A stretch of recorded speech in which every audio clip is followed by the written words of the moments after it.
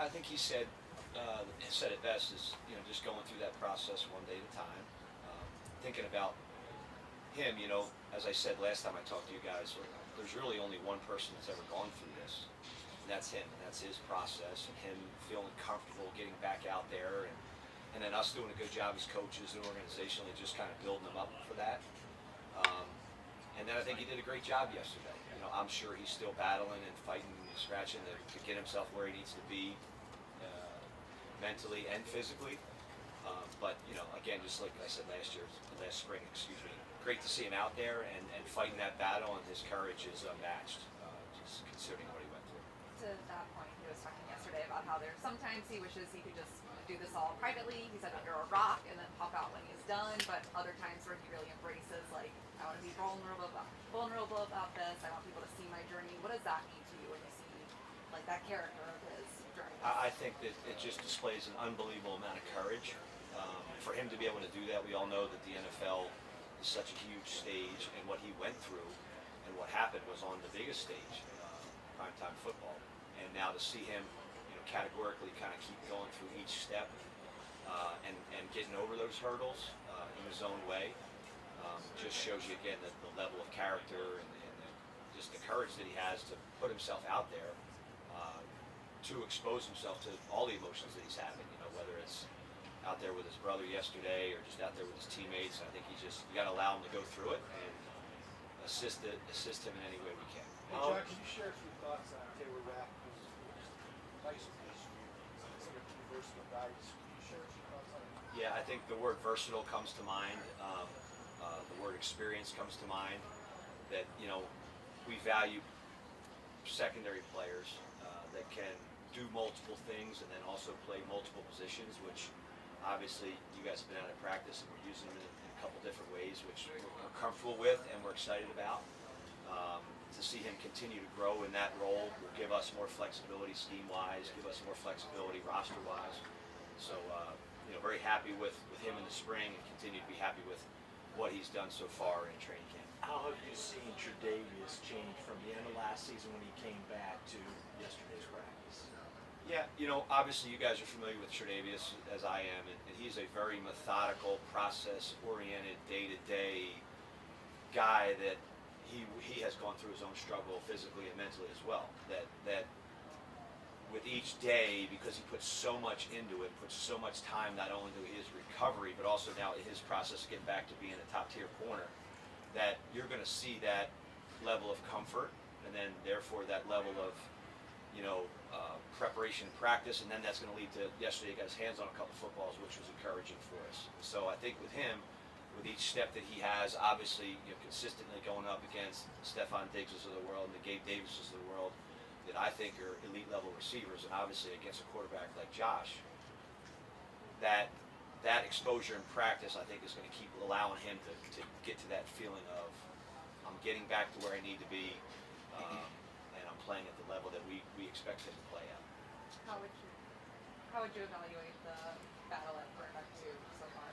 Yeah, I know that's I've been prepped on that. That's a huge topic of concern for everybody in the Buffalo Bills Mafia and media. But, right now we feel like we've got, 3 guys that all have their own unique skill set. And when we've been out there for now 5 practices, the reps are almost equal in terms of who's getting the reps with the ones, who's getting the reps with the twos, not only for their exposure with the first group and the first defense, but also the exposure against, again, top-tier wideouts like we have. So, we have a plan in place that every single day is a little bit different in terms of who gets the reps, who gets the exposure at that position.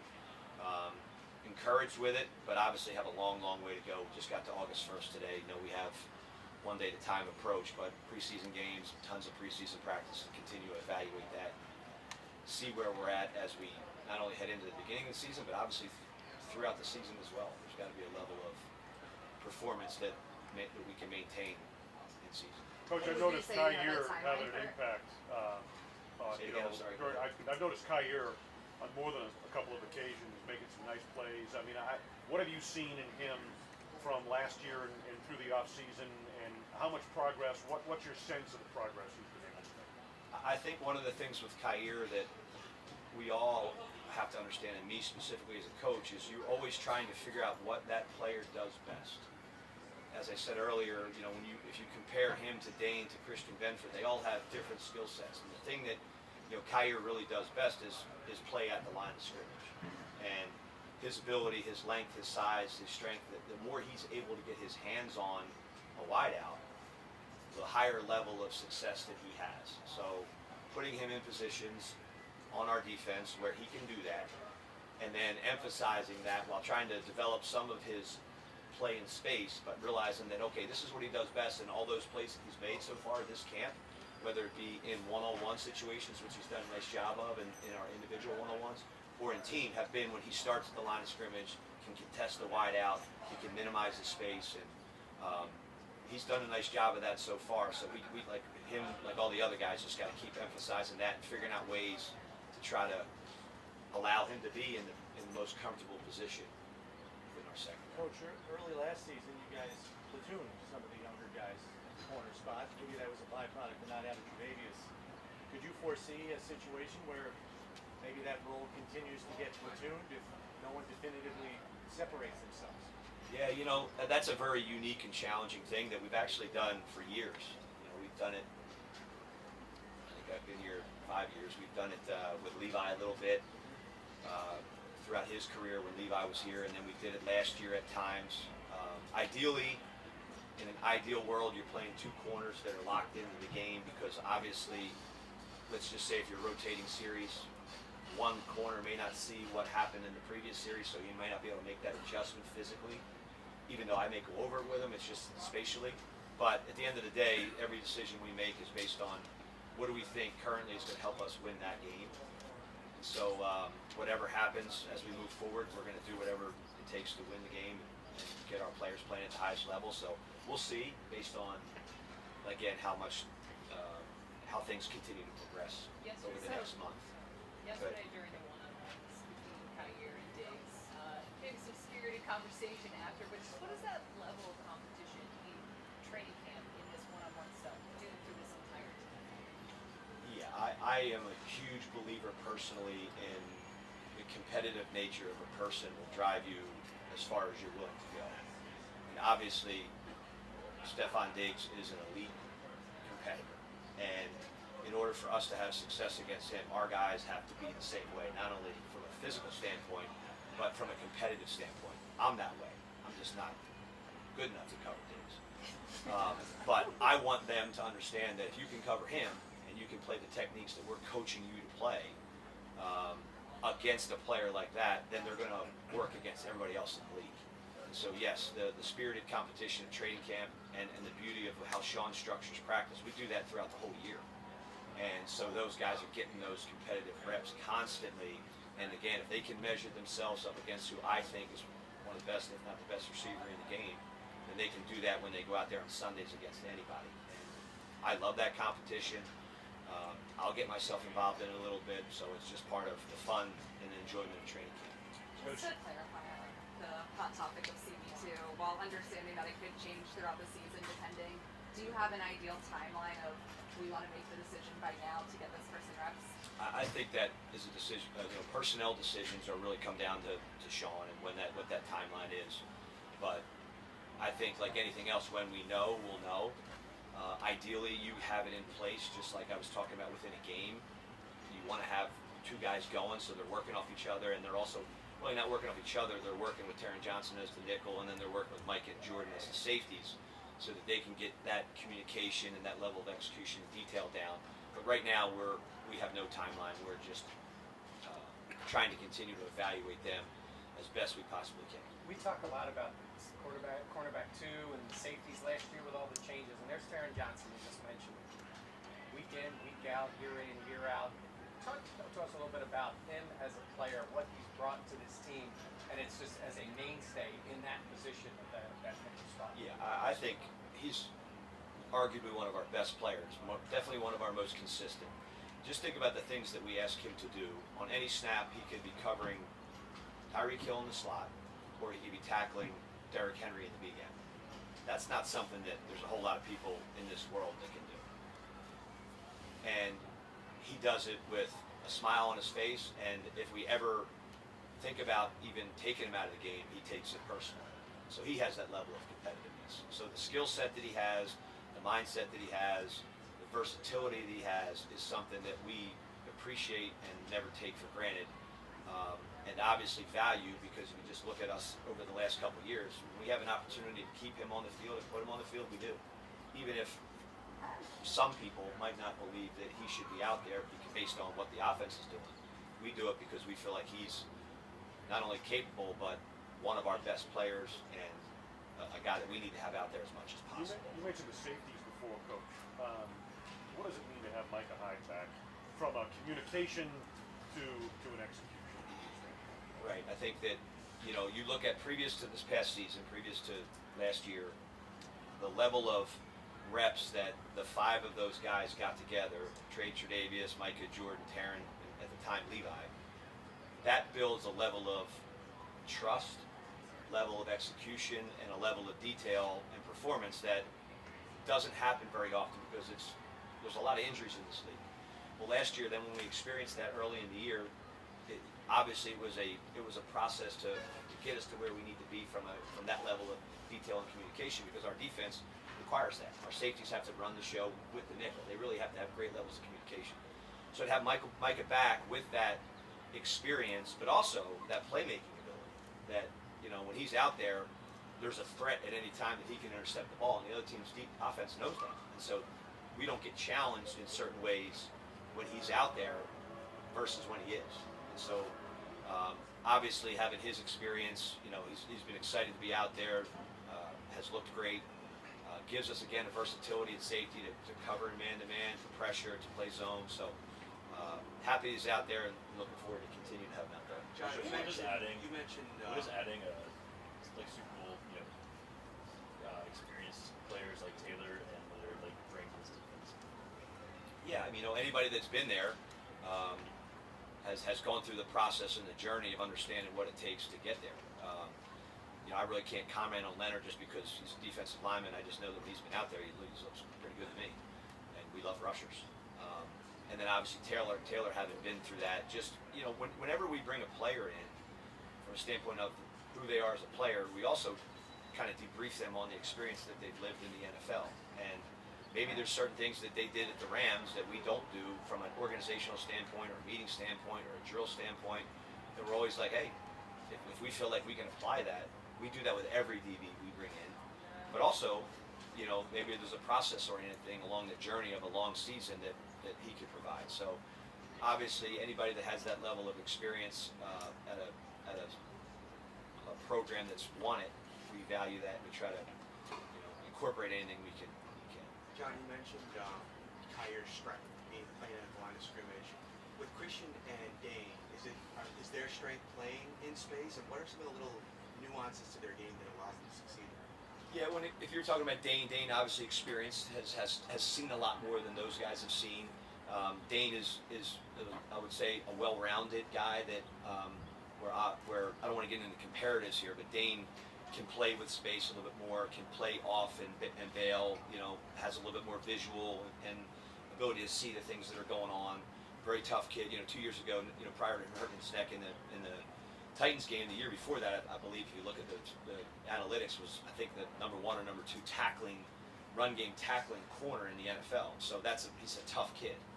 That obviously we expect him to get back to that level. And then with Christian Benford, he's strong at the line of scrimmage and can play off. I think one of the things with him is everybody looks at where he played his college ball, and that to me at this point is irrelevant. How is he doing here with us? And an elite level of processing that we just never really knew as a player in terms of his ability to take what we're coaching and what we're walking through and immediately apply it to what he's doing on the field, and then what the offense is doing, and very quickly process what's happening.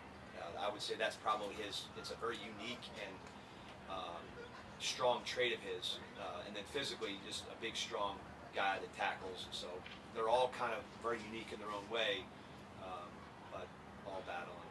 That's fine. What are your early impressions of a player like Alex Austin? You know, late round draft pick, so only DB in the class. How has he assimilated with the veterans? Yeah, he's adjusted and come in and made some plays. Tough kid. He had a nice blitz rep yesterday. Getting a lot of reps because we've only had 6 guys, and so he's getting all the reps with the third group. Him and Jamarcus have been doing a nice job. Definitely fits our culture from the standpoint of the skills he has, and then the mindset and the toughness and the ability to process as well. You know, so he's smoothly moved himself right into the mix of just being evaluated. Looking forward to seeing how he continues to do so.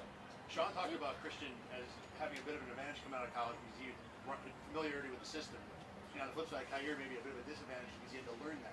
Is what you guys do system-wise, scheme-wise here more involved so that learning that system is more a requirement to be successful here than most places? Yeah, I don't know. I can't comment on. I've only been to 2 places in the NFL, and I've coached a lot in college. You know, this is my 10th season, but I would say that what we ask our guys to do, we definitely put a level of processing and execution and learning into them. I mean, when we go out through the evaluation process, a lot of it is, you know, they're always asking us, can he learn?